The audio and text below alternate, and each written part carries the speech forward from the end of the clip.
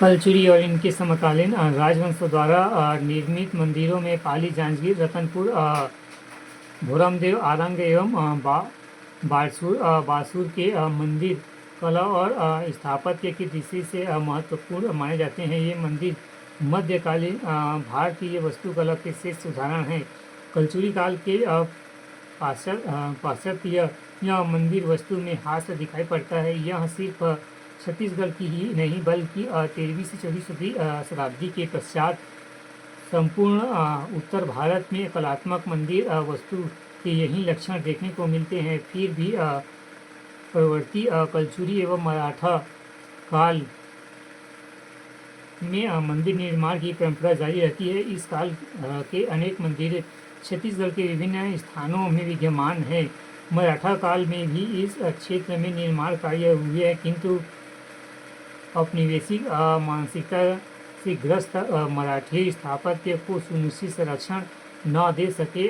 फिर भी छत्तीसगढ़ में प्रथम मराठा शासक भीमाजी 1758 से 87 ई द्वारा निर्मित रतनपुर एवं राम टेकरी राम मंदिर तथा इन्हीं के काल में इनके सहयोग से निर्मित रायपुर का दुर्गा आदि मठ विद्यमान हैं, जो इस काल की मंदिर कला को प्रदर्शित करते हैं। इस प्रकार छत्तीसगढ़ क्षेत्र में मंदिरों का प्रादुर्भाव विकास का क्रम भारत के मंदिरों के साथ साथ हुआ। वस्तुत यहाँ के मंदिर किसी क्षेत्र में विशेष के मंदिरों के अनुकरण में निर्मित नहीं किए गए हैं, बल्कि इनकी अपनी कुछ वस्तुगत विशेषताएं भी है। वस्तु कला की दृष्टि से भारतीय मंदिर स्थापत्य के इतिहास में छत्तीसगढ़ के मंदिरों का अपना विशिष्ट स्थान है, इसमें कोई दो मत नहीं है। मूर्तिकला भारतीय मूर्तिकला के इतिहास में छत्तीसगढ़ में निर्मित प्रतिमाओं का विशेष महत्व है।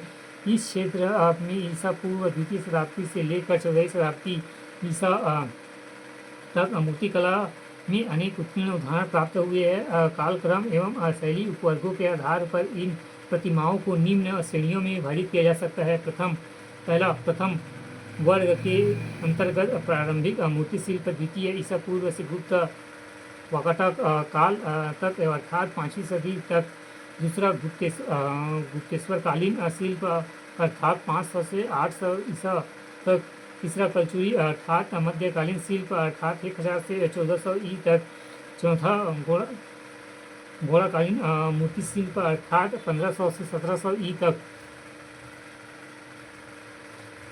पहला प्रारंभिक मूर्ति शिल्प 200 ईसा पूर्व से 500 ईसा। इस वर्ग की प्रतिमाओं के अंतर्गत अत्यंत कम प्रतिमाएं उपलब्ध है। इस वर्ग के प्रतिमाओं को बिलासपुर जिले के बूढ़ीखार मल्हार नामक स्थान से उपलब्ध शिल्प साक्ष्यों के अनुसार देश की प्राचीनतम अभिलिखित चतुर्भुज विष्णु प्रतिमा प्राप्त हुई है। यह प्रतिमा चारों ओर से उकेर कर बनाई गई है तथा इसमें यक्ष परंपरा का स्पष्ट प्रभाव परिलक्षित